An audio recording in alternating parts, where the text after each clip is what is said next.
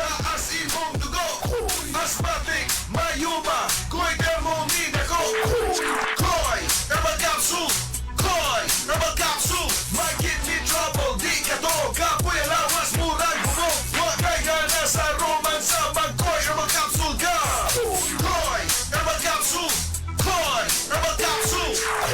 This time check is brought to you by San Marino Corn Tuna, the love you deserve. Hay mga kasama, si Arnold Bustamante ni. Nakahinumdum ko ni mama sa dihang mga 30s pa siya. Murag automatic ra iyang kusog. Trabaho, laag, bisan nun sa'y buluhaton, pirmi lang on the go.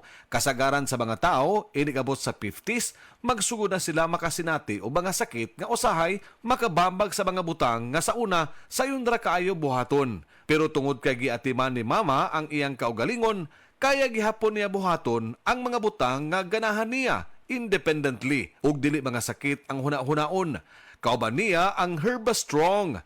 Ginama sa Unilab, adunay natural nga mga sagol sama sa mangosteen, turmeric, dragon fruit ug malunggay nga makatabang sa healthy aging ug mosuporta sa overall wellness with proper diet and exercise. Strong sa una, Herbastrong karon.